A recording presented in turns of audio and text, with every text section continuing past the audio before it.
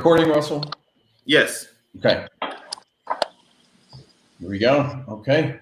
Good morning, good afternoon, good day to everyone. My name is Josh Rivedal. I am the new CEO of Problem Space. And if you're wondering where Russell Avery is, he should be in one of the corners on your screen. Russell and I are working heavily together, so don't worry, you won't miss him. He's still around, and he's still got a heavy and active hand in the day-to-day of Problem Space. I'm looking forward to working with and meeting many of you. Welcome to our show today, our live summit, Increasing Business Agility in Times of Massive Disruptions. A little bit quickly about Problem Space, and then we'll talk about the event, and then we'll talk about what we're going to do, and then we'll get going, we'll get cooking. So Problem Space's common purpose is to unlock the human operating system while providing solutions for people and companies everywhere. Problem Space specializes in training, certification, coaching, and consulting. And we also offer tailor-made technological solutions to improve performance, employee engagement, and ultimately your bottom line. The event today, this is what I'm really excited about, and I'm so excited my voice cracked a little bit, so pardon me. To be able to compete and thrive in the digital age, businesses, entrepreneurs, and solopreneurs need to be able to respond quickly to market changes and emerging opportunities with innovative business solutions. However, the way in which businesses need to manage changes altered dramatically with the rise of COVID-19. And this is why Russell and I, on behalf of Problem Space, created this event, Increasing Business Agility in Times of Massive Disruptions. I think it's really important in times like this that not only do we promote our businesses or talk about things like that, but we find ways to help one another and do things to contribute to the common good. And so when Russell approached me about this idea, and then when all these gentlemen and panelists came on board, I got really excited, and I knew this is something we needed to do.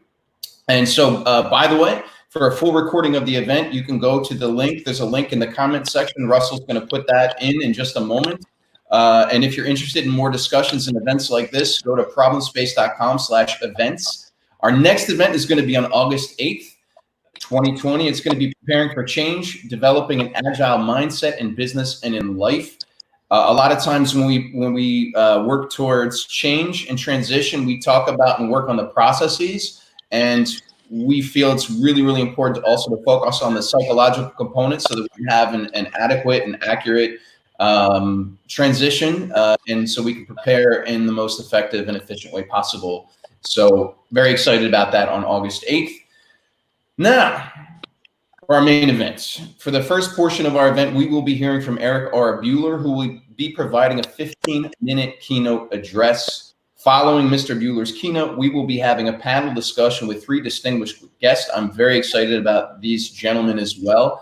Our guests are from all over the world, not just in the US, which is where I'm broadcasting from. Following the panel, you will be able to ask everyone questions as well. So think about these questions now. Write them in the live comment section, and our panelists will do their best to answer as many as they can. I will be moderating the questions, so I will do my best to play air traffic controller, as it were.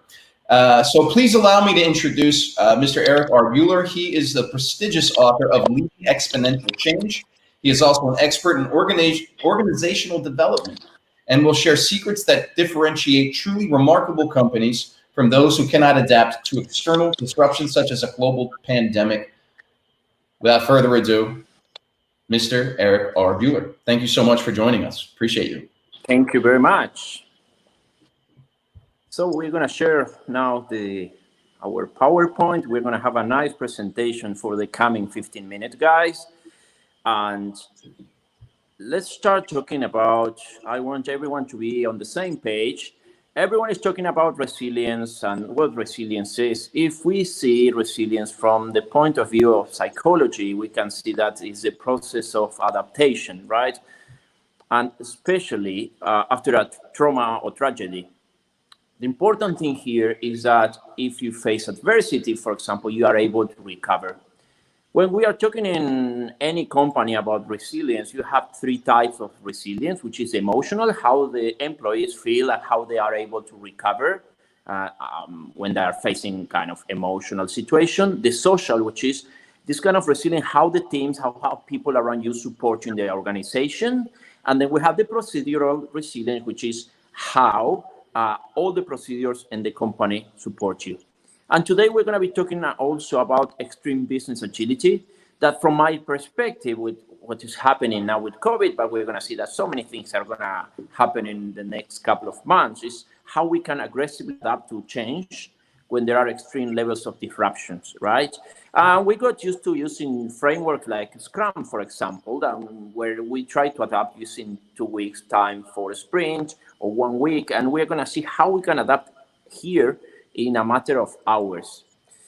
If we take a look at pandemics in context, we're going to see that we have a pandemic every approximately 20 years. In fact, if we take a look at history, we're going to see that, for example, the flu pandemic in 1889, it took 1 million deaths. And we have 30 to 50 million deaths with the Spanish flu at the beginning of last century. So it's nothing new. My father always said that we always remember just last generation. So in fact, people don't generally know that we have 4 or 5 pandemics per 100 years, right? Now we have different technologies, artificial intelligence. We have so many techniques we can use in companies. And I hope, guys, these techniques that I will introduce today help you trying to develop the right kind of organization. Let me try to see first what happened with COVID to try to understand a little bit the context of what's happening here, right? Because this is very important. The first thing is that we have quarantine. With quarantine, what we saw in organizations is that in general, people got used to market disruptions, but those market disruptions were in the company, right? People came back home and everything went back to normal. So what we see here is that they were breaking their routines, increased stress at home. We have people with probably an impact on mental health. People have to stay at home. We are human beings, right? And then it started impacting on all the employees. So the employees that probably left 3 months ago or 4 months ago are not the same people that are now. We have something called also autoraxia, which is when you work from home or you are in a different context, then you get this kind of state of mental tranquility. You don't have to face traffic. You don't have to face moving from one company to another. You are just working at home. So when you go back home, or for example, you stay working from your place, what you're going to see is that the level of stress is different. Then when you go back to the office, you have to plan how you're going to do that. You can't do that from one day to another. So autorexia is a state of mind, a mental tranquility with different kind of stress, which happen when you are working generally from home. Then we have people, so possible changes at the workplace, fear of unknown, for example, can be conscious or unconscious. And then we also see other emotional aspects. For example, they say that COVID today is getting better than yesterday, so we are happy, and tomorrow you are stressed again or sad because something happened. And then people are just moving from one emotional state to another.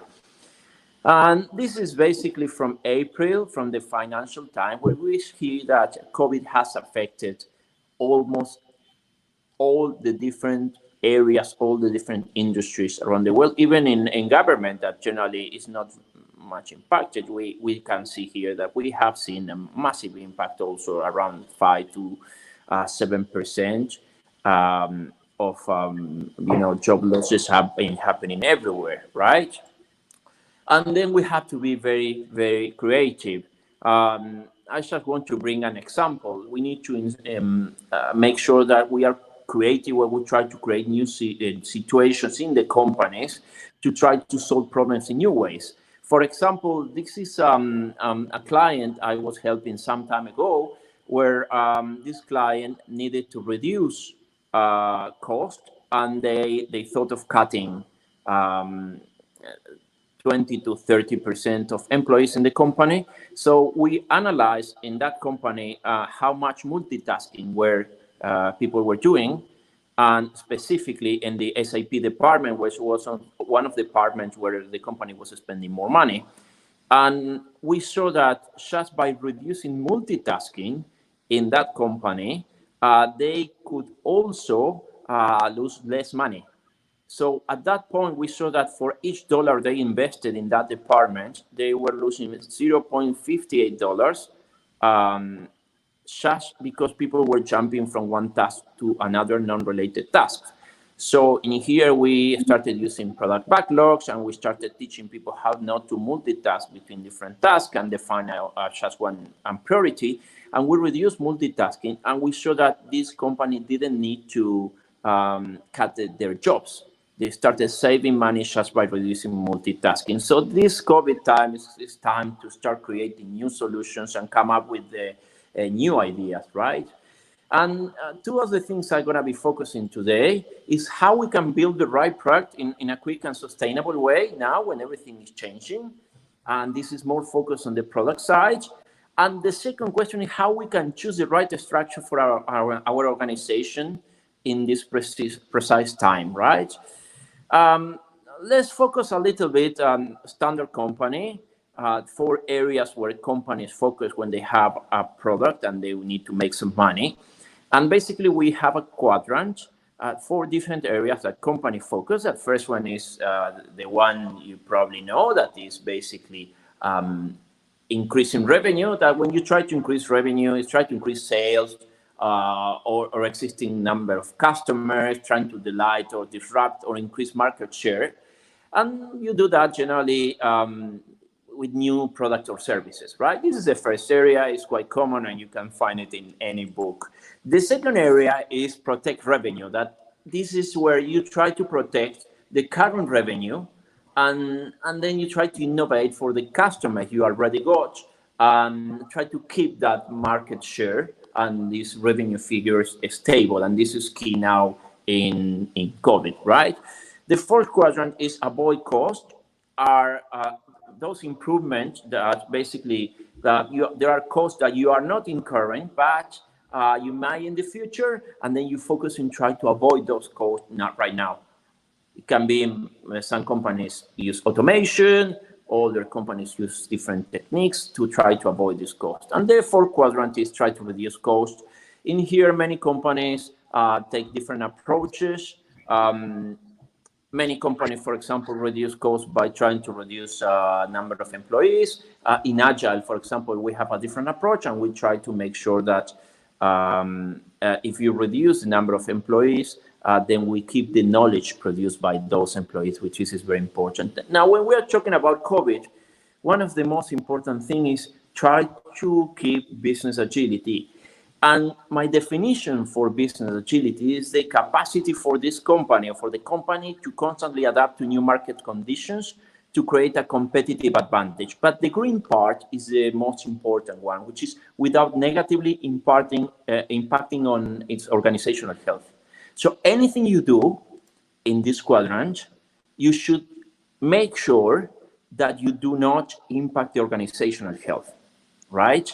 Because if you impact organizational health, it's not going to be sustainable. And more now that people are afraid of what's going to happen in the future, right? And for me, organizational health is a psychological safety, how people feel in the company, plus creation of sustainable value and perpetuity. So every time when you make a decision with a product, you just need to know in which quadrant it is, and then you need to ask, how is going to improve this thing I'm doing, this feature I'm doing, or this part of this product I'm doing, this organizational health, right? And then you're gonna, some people are gonna use features, user stories, or any technique.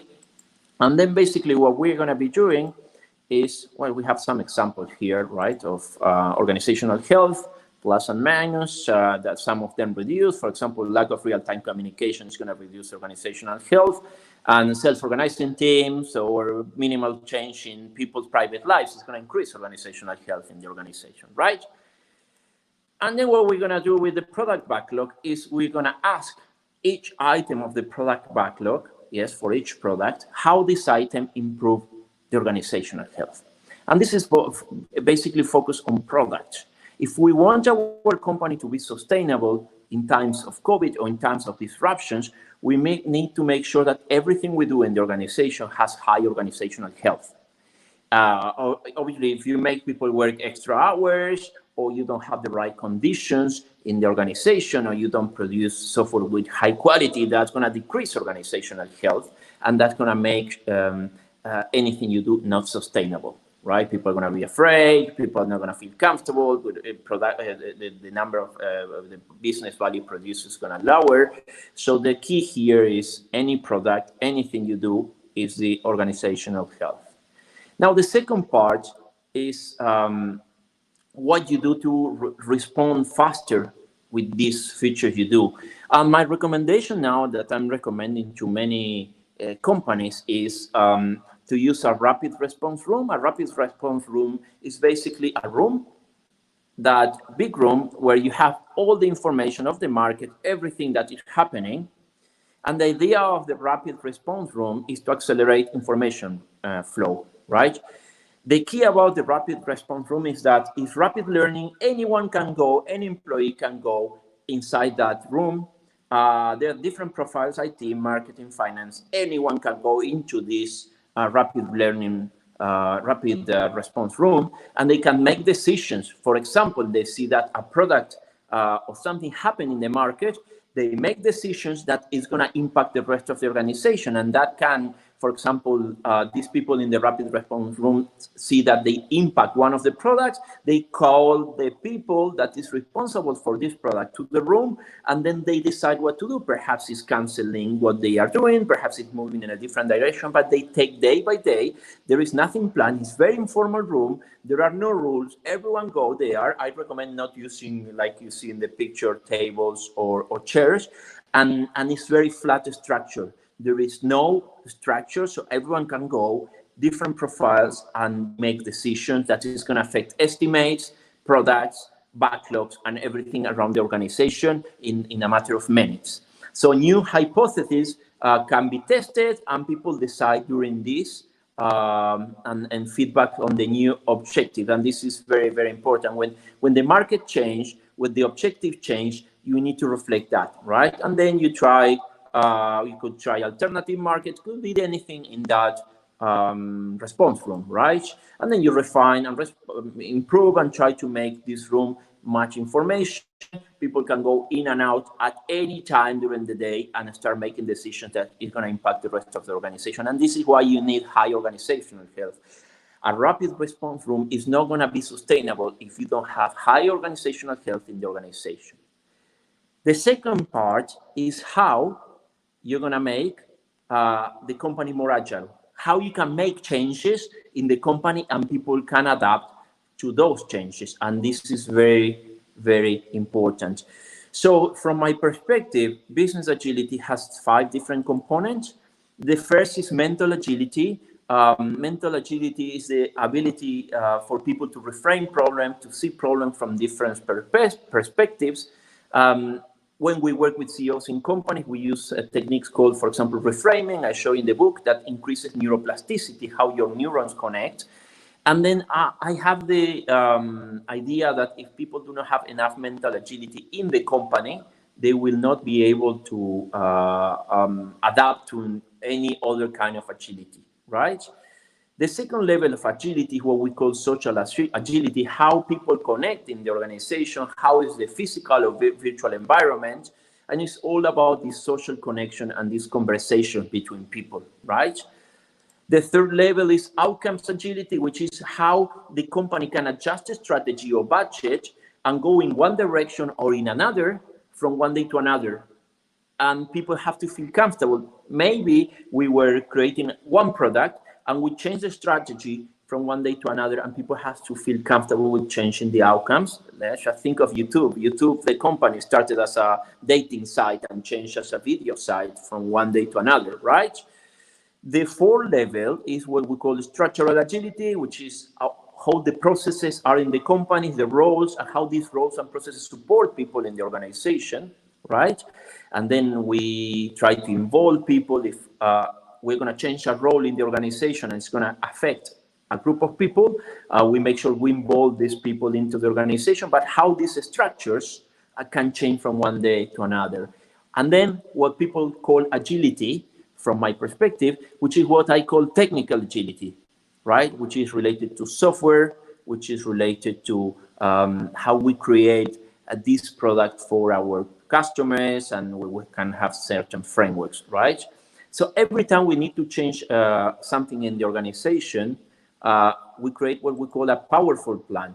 A powerful plan is a plan that if we use these five, or we make sure that every time we change, for example, something, imagine that you want to change something in the technical agility area, we make sure also you have the specific structures, you have people feeling comfortable how they connect, they have mental agility to see this problem from different perspectives. So every time we create a change in the organization, even if it's a small change, we need to make sure we cut the cake vertically, and we include these 5 types, at least a little change in these 5 types. For example, you cannot ask people to do something in the technical area if they don't have the processes that are going to support them, if people do not connect well, if people are not flexible, mentally flexible, etc. And this is what we call resilience. So we start building resilience when we start working in certain way in 5 different areas at the same time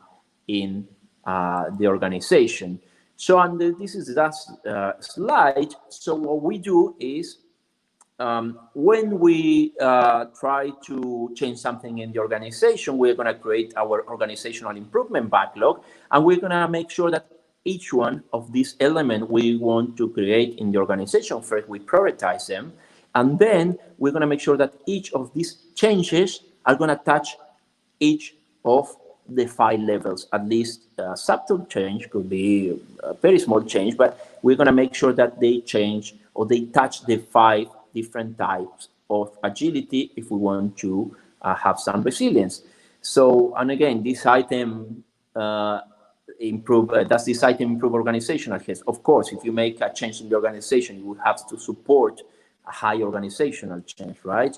And then basically we are going to end up with something like this when we have the product backlog and with high organizational health, when we were talking about product, and then our organizational improvement backlog. And this is what I had to tell you today, guys, how to make products more agile and how to make powerful changes in your organization using 5 types of agility.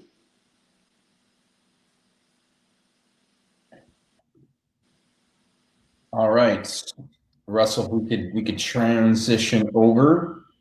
Fantastic, Eric Bueller. That was incredible. I took so many notes. If you could see my, I'm not going to show it, but if you could see my sheet of paper, I took lots of notes and just some takeaways that I'm going to research and dive into when we're done. And this week, I think I learned a lot, and I really appreciate just the different types of agility as well. I heard the word reframing, which is really important, of course, and I think it's quite wonderful. And I'd love to see our panelists turn on their cameras, because I'm about to introduce some of these fantastic people. Hopefully Dr. Kekwe can rejoin us. I think he's maybe disconnected, but he's fantastic. I can hear you. Yeah, there he is. All right, my man. Hello? Yes, Yeah, we got. I can hear you.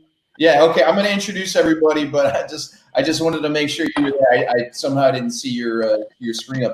But I want to introduce everybody, and then we'll get cooking, and I'll start asking questions because I have so many of them, and I'm such a curious cat. So I'm going to introduce our first panelist, and just when you hear your name, just give us a wave, I think, and then we'll let everyone dive in and talk. But our first panelist is Dr. Nabisia Kekwe, who's a recipient of IGI's Global Book of the Year Award, a TED Fellow, and an IBM Global Entrepreneur, and a World Economic Forum Young Global Leader. I feel like we're very fortunate to have this gentleman. Our second panelist is Abram Jansa, an organizational coach who has a history of working with international clients on digital transformation and a history of a good wardrobe as well.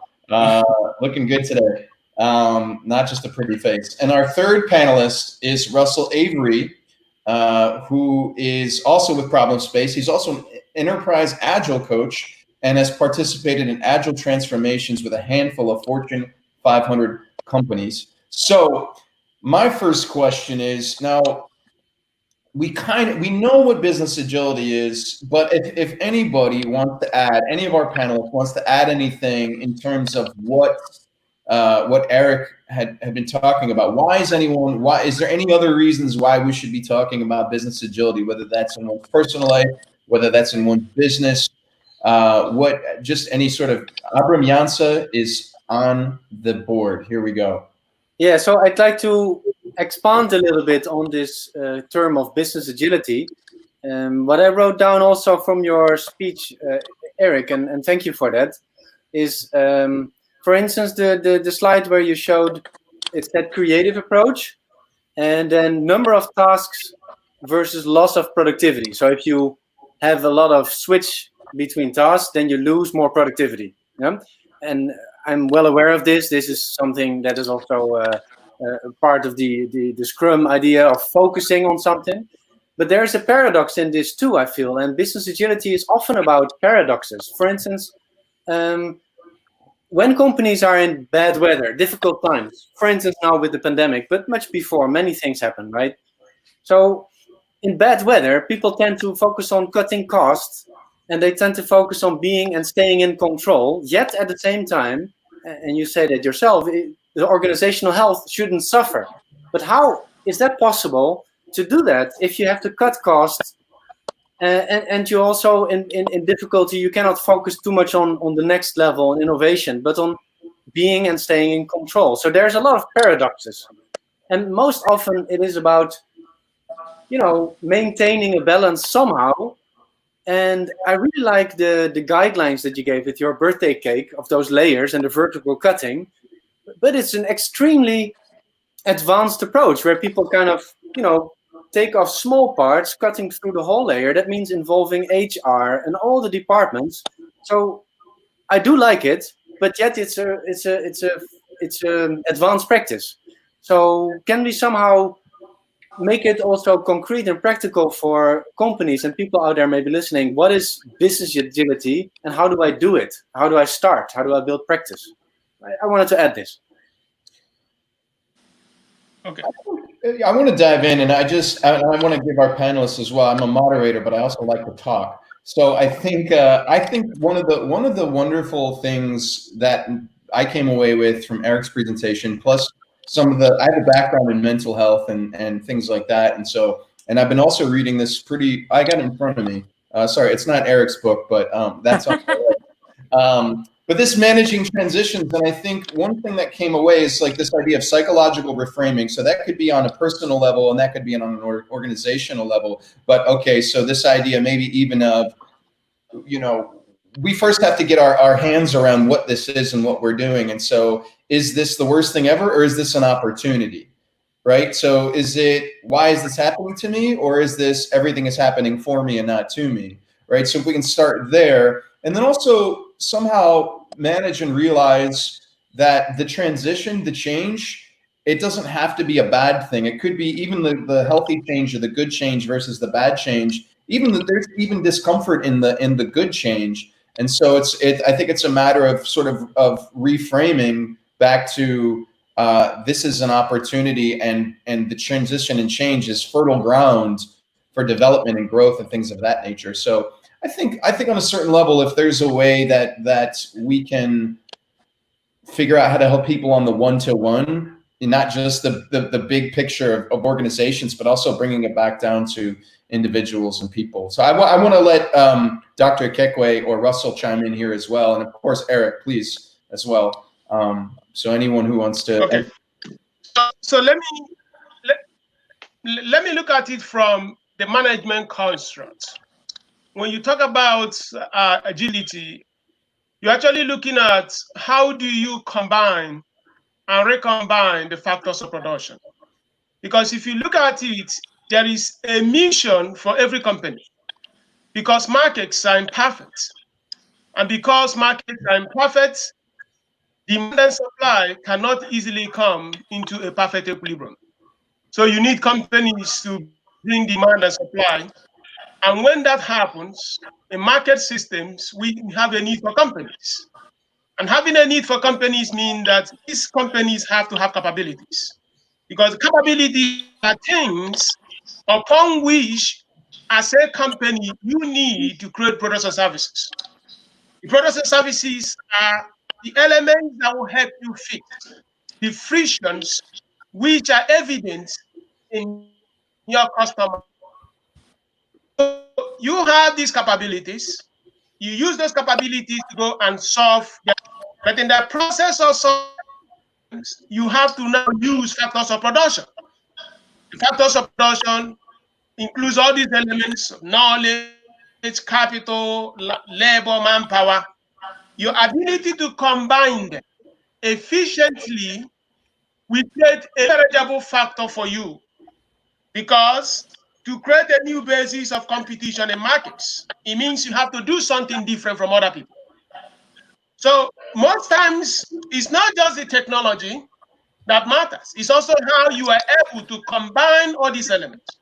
So from the management angle, ability is a very critical thing.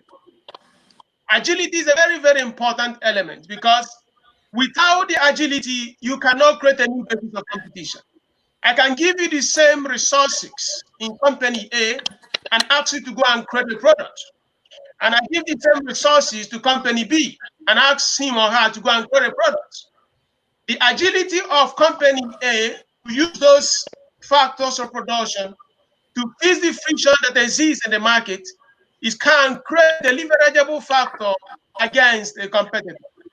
So when you are building, when you are going into a market, agility becomes productivity. And it's actually made what great companies what they are. There is never going to be a great company without a great product.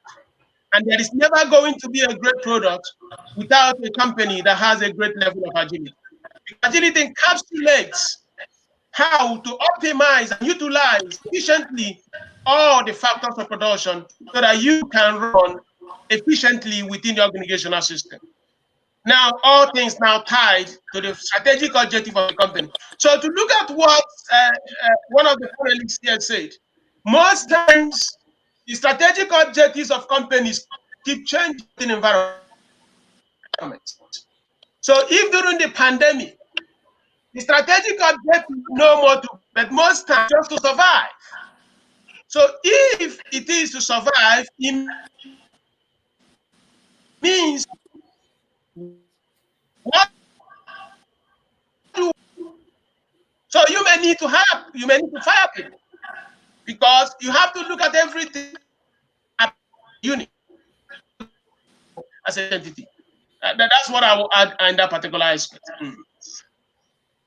Brilliant. Thank you, Dr. Kekwe. Abram wants to chime back in, and then we'll kick it to Russell afterwards. Please. Question to Russell, you. did you hear me? Yes. Yes. Hello? And now, yes. Oh, did you hear me? Yes. So, Dr. Ekekwe, I got a question. Your last point about strategic objectives. Could you maybe reformulate that? I didn't catch everything of it, and I found it interesting. So when an organization has a strategic objective, for instance, to maintain its current situation, and then I kind of lost your speech.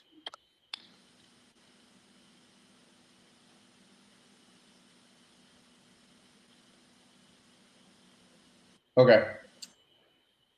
Yeah, so okay, go ahead, sir.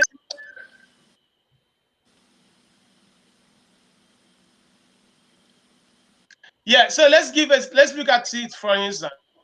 You are Hilton Hotels.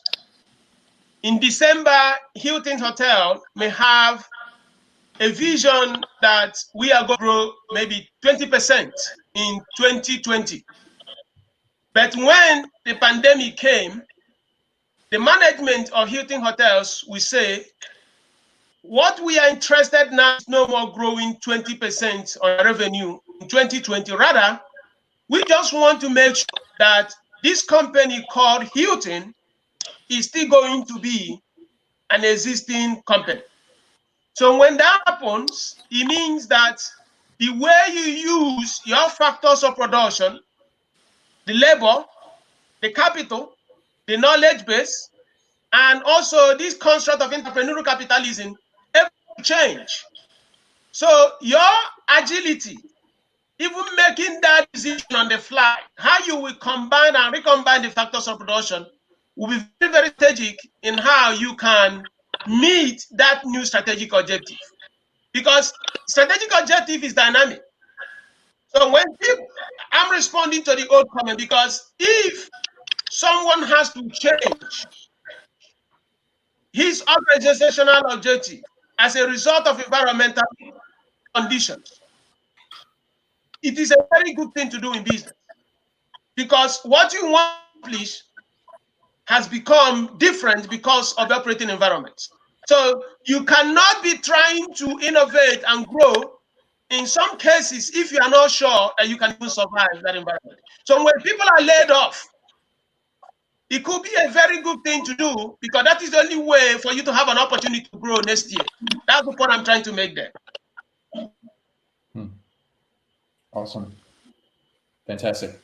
Russell, please chime in. I appreciate Is that very clear? Yes. Thank you, sir. So I completely appreciate the perspective that was shared by Eric as well as Doctor. Okay. I would also like to share my perspective from, an organizational coach, an agile coach perspective on business agility.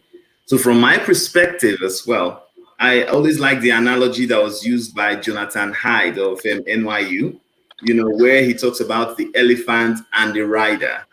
Where the elephant basically being, he talked about the emotional states of the mind, and the rider where that relates to the rational parts of thinking or rational parts of a person's brain, and the elephant being the emotional side. Now, within an organization, basically, for an organization to be successful, if we are familiar with the analogy, the rider and the elephant need, as well as the path, which is the direction that the elephant is going, they all need to align. And my understanding of this is very interesting, especially in times of massive disruptions like this. If you are looking at introducing agility, for instance, how do you get employees who are distraught with the whole situation of what's happening, COVID, and the whole pandemic situation? How do you get them to align with the vision of the organization? How do you motivate them? How do you inspire them towards thinking out of the box, developing solutions? Yes, Professor. Well, one of the important things is that activation of the amygdala. So many elements of motivation. I think. I just spoke, but what I'm trying to say here, if you called me, is the most important thing here is communication. I have loved what, I think his name is Brian Chesney, the CEO of A&B. The way he has been communicating with his team, he has made it very, very easy for them to know the destination of this company. So when you communicate, you have your tribe. And when you have your tribe, basically your workers, they know where they are. So during the time of paralysis, as we have during this, if you can communicate and they understand where you are going, people will come. So the difficulty here is if the information asymmetry. Information asymmetry here means that only the CEO knows where he's going, and the workers have no clue. So distrust runs into that organization. But if they understand really hard, that they just know where this company can make it, you begin to see that innovative spirit that can actually come from employees. Because everyone would like to actually survive, otherwise the company will go down. Fantastic. I want to go back to Eric, and then I want to go back to Russell. I think Russell was asking a rhetorical question and not an actual question, but that's okay. But I think Eric was about to dive into something really interesting. Thank you, Dr. Kekwe, as well. So Eric, and then we'll kick back to Russell. This is what it looks like to play our traffic controller, everyone. Eric, please. Yes, so I was mentioning that one of the things I talk in my book is about neuroscience of change. And we need to understand how the brain works. And one of the most important parts in the brain is the amygdala, which is located in the center of the brain and releases, when you are under stress, it releases cortisol. And We have seen that when there are high levels of cortisol, people are less flexible to change. And when people are coming now from COVID, we have to be very careful as levels of cortisol are a little bit higher than normal, and it's going to be for a few months. So some techniques that we used before, it was working very well with people where it was easy to for people to adapt. People are not going to be that flexible, right? And this is one of the major problems we have when we are coming from COVID. The people who left the office 4 months ago, we need to reframe the hypothesis and expectations we have about people about adapting to change. Thank you, Eric. Russell, did you want to go back and finish your statement? Oh, yes. I mean, it's perfect. What you just said basically aligns with what I was already saying, that, why the leadership aspect of change is very important. Leaders need to understand that motivating and inspiring the workforce, like Professor rightly said, or like Dr. rightly said, is very important. We need to find ways to motivate and ensure that the employees, they align with what they are doing. They need to understand it. Another story that comes to mind is that of a young man who was walking along the streets basically of Paris, and he saw two people, bricklayers, actually working. And then he said, "Hey, what are you doing?" One of them said, I'm laying bricks. And the other said, "I'm building a cathedral." It goes back to aligning and understanding why you are doing what you are doing. So especially in times like this, owing to what Eric talked about, the neuroscience of change, you need to align your organization and your team and your people around why. Why are we building what we are building? And if you can align them with the why, what happens is it improves and increases the agility of the teams as well as the organization. That's something I've noticed as well.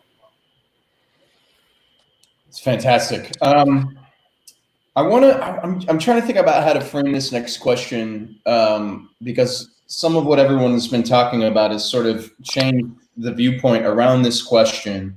So I think this is what I want to ask. And if it's not a good question, then maybe we'll reframe and figure it out on the fly, because I'm learning a lot as we speak. I'm being agile in my thinking. So what is maybe, and this, I want to ask this of every, because I think all of you are going to have a different answer, maybe. What is either a skill set or coursework or a mindset to develop? What is one thing you would suggest either around a business or an individual in terms of the holy grail of agility to achieve just a building block or something? And Eric wants to start. Thank you for taking that off my plate. For me, the cake, the foundation is mental agility.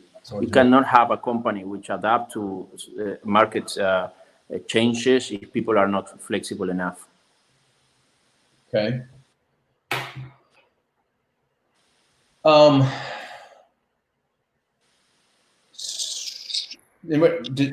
Abram, yeah. So in the organization I work for currently, we're trying to have people move from a mindset of follow and basically ask, what concretely do you want me to do, towards coming up with answers themselves, towards being in the zone of coming up with creative answers. But it's very difficult to shift from, and so at the filling in of mental agility, it's very difficult to come from a place where you're just a worker told what to do or placed into a box to lay bricks, towards something moving into a zone where you actually feel responsible for part of the cathedral. That is very, very hard. And I think moving to that stage, it takes time, but it also takes space not to give more pressure again. Because at the same time that people are learning to take their space, there is pressure on the economy, pressure on this particular organization. And that is where a scrum master or a coach or someone has to move in, a manager, someone has to move in and say, oh, hold on, wait a minute, I'm holding space. So for me, holding space is extremely important and a very much a building block in achieving business agility.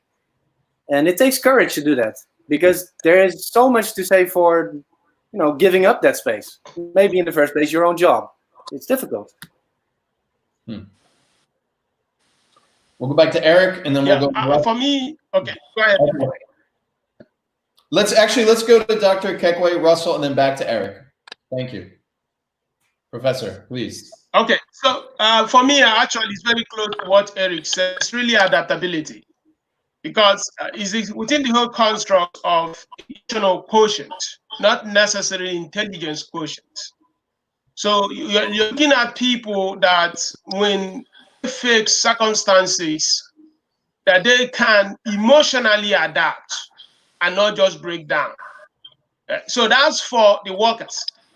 Now, for the leaders of organizations, one thing I see here is the ability to communicate the big picture very well. It's very close to what Ross.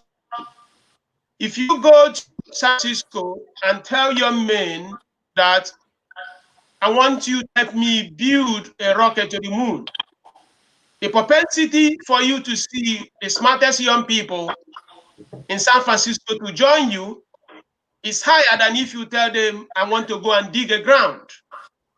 So ability to communicate the big picture in a way that can motivate people as a leader is very critical. Then for workers, the capacity to develop emotional quotient of adaptability is very, very key in this time, because I have seen people that resign their jobs because they can't work through laptops. For them, it's a lot of stress because they are used to going talk over the problem with their supervisor. Now, because of this COVID, they can't do that. So what did they do? They just folded. They may be very brilliant, intelligent people who do not have that elasticity in their mindset to adapt to some of these issues that all of us are facing. So emotional quotient is something I will even advise you people in the coaching spectrum to help people develop and prepare mindset that things can never be normal every day. I'm saying this thing from the African perspective because the kind of problems we face in Africa are not typical. You are going to work to deal with server. All of a sudden, there is no electricity for 6 hours. So if your mind is not strong, you just give up. So emotional quotient is a very critical part of it. Brilliant. So adaptability, communication. I heard a lot of good stuff from Dr. Kekwe. Russell, I want to give you a chance to chime in, then we'll go back to Eric, and then we'll take some audience Q&A, yeah? Yes, I completely agree with Professor. I like to call it for leaders, actually, leadership adaptive capacity. I think, like Professor rightly said, it's the only way to go, especially in times like this. I also think that it's also important to also lean in with empathy. Right now is the time where employees, especially people that are impacted by the COVID situation, they want to feel heard. They want to feel seen. And this is the time where leaders that can do this, they shine through, because people are confused. They are in this state of agitation, as it were. And we need to calm them down by showing them that we listen. And to Professor's point as well, guide them through these troubled waters with a very strong why. Why are we doing this? Organizations don't need to happen on profit, profit, profit. No, we need to show exactly why this is beneficial to the world, to the country, to the people, especially now. By doing it that way, you let people use their hearts to actually bring their hearts and their best self to work. And that's to drive transformation from the bottom up. Love it. Empathy is key. It's key to a lot of things in what we do, right? Thank you, Russell. I want to kick this back to Eric. Yeah, I know you had something you wanted. Yeah, well, sometimes you can use certain tricks, easy tricks, and work very well. So if we take from the point of view that our organizations are a group of conversations, then if you change the way that people establish conversations or chat in the organization, then you can change certain things. In an organization I held, when people ask for a request, they generally say always no, or most of the time no, when they saw that they couldn't do it. And we taught people just to ask one question. Just tell me why you need that before, before saying no. We taught people, tell me why you need that. It's a very, very simple thing. And then it started educating people that trying to find out what was the purpose, what was the objective, why you needed that, and establish a different kind of conversation. So sometimes by changing, and this is one of the frameworks I introduced in my book, that comes, I created that a long time ago, that basically by changing the way you communicate in the organization, you can start reframing how people think. And I know that many of the coaches already do that. That's fantastic. And to me, that ties into, well, you've already said mental agility, but then Abram's point about holding space and really just being very intentional about that. And then the adaptability and the communication. Dr. Kekwe said in the course, leading with empathy. So that to me ties all of what all of our panelists had mentioned. I want to dive into, and thank you, gentlemen. I want to dive into some of our audience questions. I'm going to just say that I'm going to give your initials. So this is from FR. Earlier here we go. Okay. So if you can, I'll read it anyway. Earlier, you used Scrum framework as an analogy on the transition transformation example, introducing organizational improvement backlog as an analogy. Here's the question. What about the sprint itself? What is the duration we are looking at for the transition to show visible results? Is it also possible within 1 month time as per Scrum? So maybe let's make this sort of a quick fire round. We'll take 1 to 2 responses per question because we have a few more to get to. So any of our panelists who want to dive in, please do so. Abram, please. And Russell, I can't see the bottom of the screen. So if our other 2 panelists are going to answer these questions, I can't see. So maybe let's pull the question off the screen. Abram, please go. Thank you. So thank you, Fadli, if I'm saying your name correctly.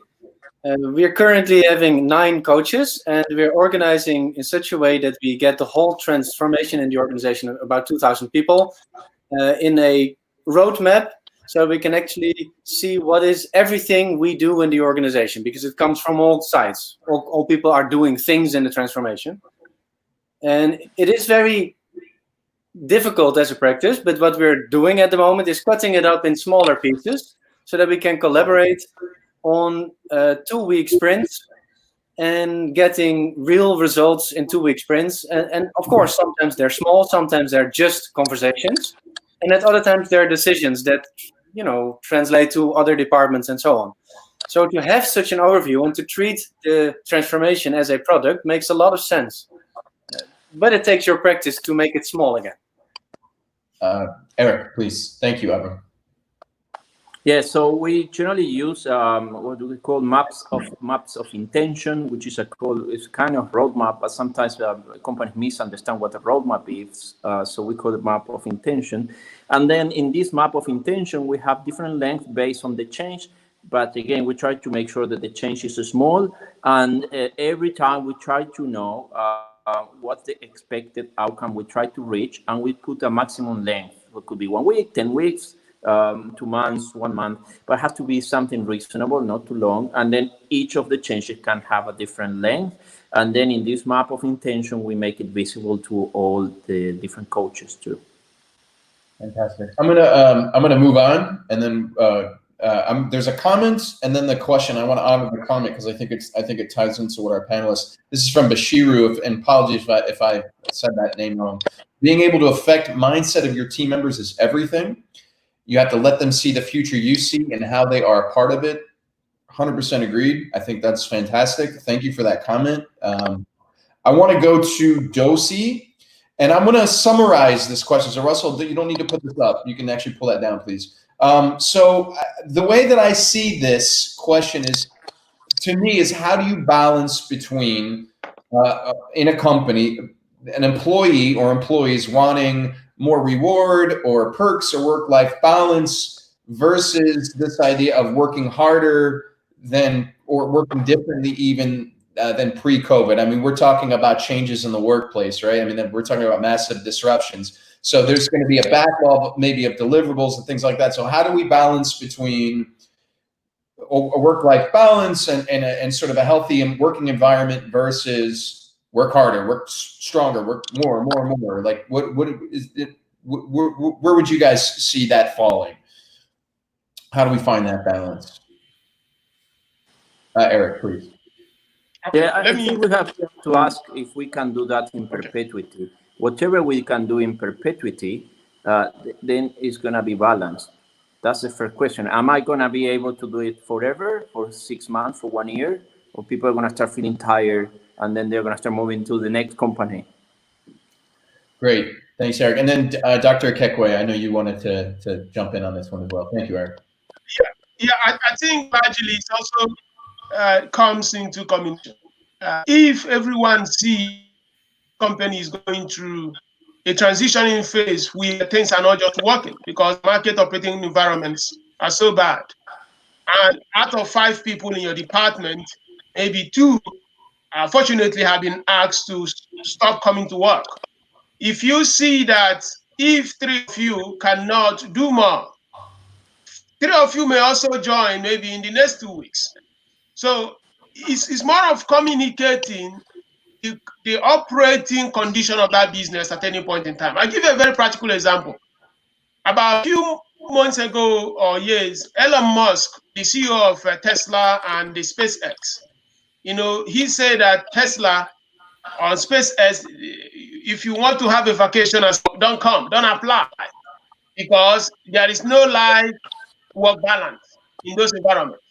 So for him, if you sign up to work for me, you are signing up to work for the company. I don't care whether you have a life outside work.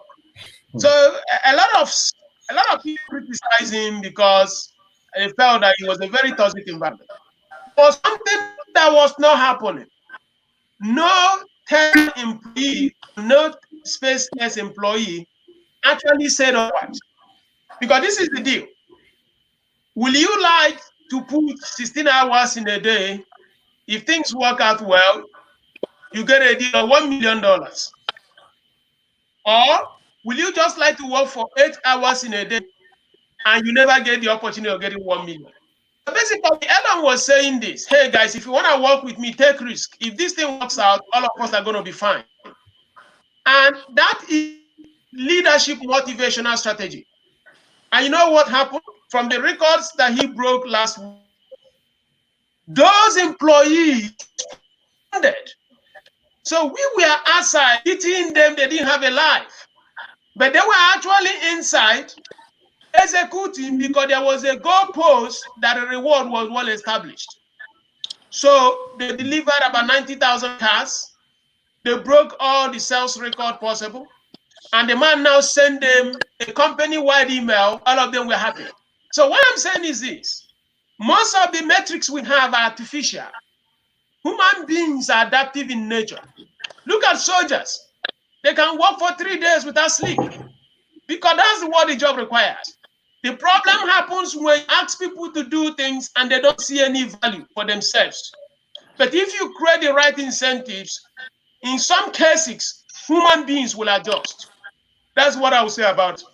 Love that. Love that. That's fantastic. I want to take one more question, and we'll thank you for that. One more question. I know we have a few more. Unfortunately, we won't get to them. I want to take one more question. We'll sort of make quick answer. Then we'll close things down. We'll thank our panelists. But let me get to this one last question. I think it's important. This is from I'm probably not going to say the name right. Apologies. Ekamini Anthony. And so I'm gonna ask the question after the semicolon. So adaptation is usually an issue or problem. What are some possible suggestions in terms of activities to engage employees so that they don't feel indifferent to their new work environment, to the change? What are some activities that we can engage in with employees? Give us one. Russell, why don't you start with that, and then we'll let some others, and then Eric will chime in. One activity, perhaps. Innovation games comes to mind, actually.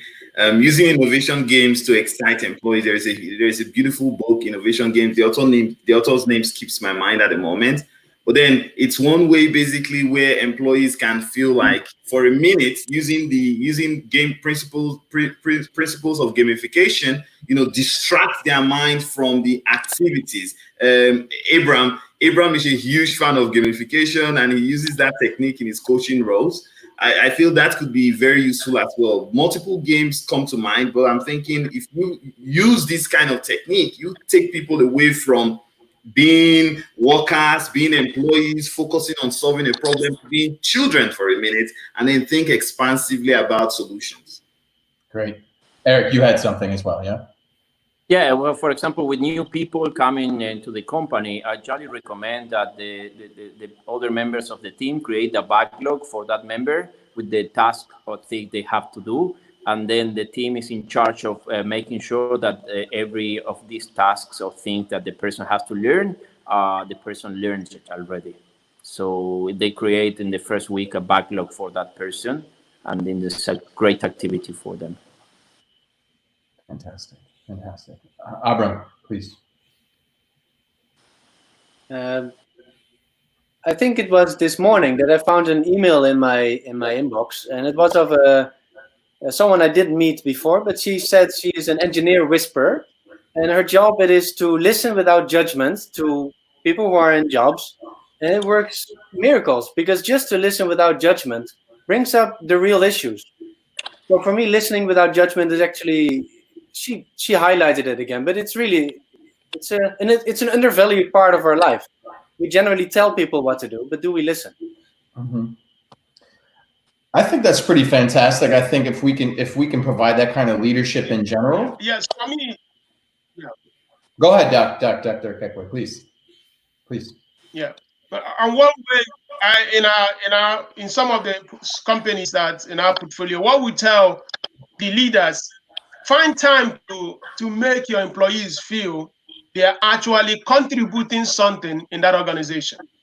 So just imagine a very low employee and say, okay, can you share an idea what you think this company could actually become? So, and you make sure that once that individual has given you that perspective, you show that you are actually going to make absolute use by looking at it critically. So at this time, people want to be sure that they are making a contribution in that business. This has nothing to do with the real job. It's more of making people feel that anything they are contributing in that company appreciates it. Because we are not at work. We are isolated. And people cannot see going the computer every morning is actually affecting what is happening in the headquarters. So giving them that construct of, we know that you are working really hard and we continue to seek better ways of making this company better, you will just realize that people will do more work than even you ask them to do, and they'll feel happy doing it. Love it. I think what I've heard in a lot of cases, what I've heard, and then we're going to kind of close down, and what I'll distill from that is some of the best leadership involves listening, and some of the best ways to engage our employees and the people who work with us and for us is listening. I have a background in mental health and also in crisis management, and some of my findings and some of the work that I do involves, the best thing we do is listen and listen some more.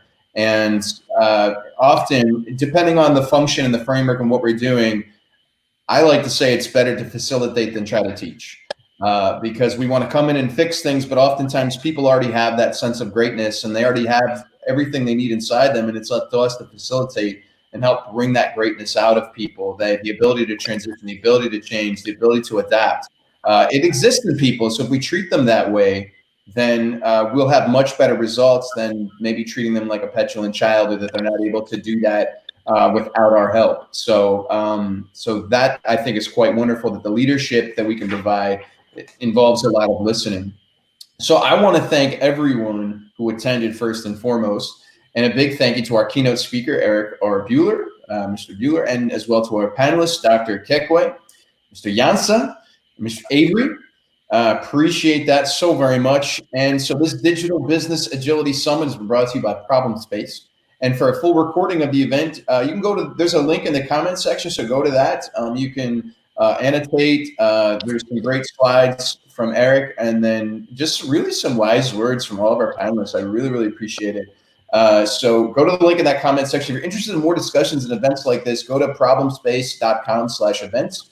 And again, our next event is Preparing for Change, Developing an Agile Mindset in Business and in Life. And we'll be doing that on the 8th of August. So thank you so very much. Appreciate you all. A good day to you all. I know we're all in different time zones, so have a beautiful day, a happy Sunday, and look forward to seeing you next time. Take great care. Thank you. Thank you. Thank you. Thank you. Yeah. Thanks so much for having us. Bye-bye. Bye. Bye-bye. Bye-bye.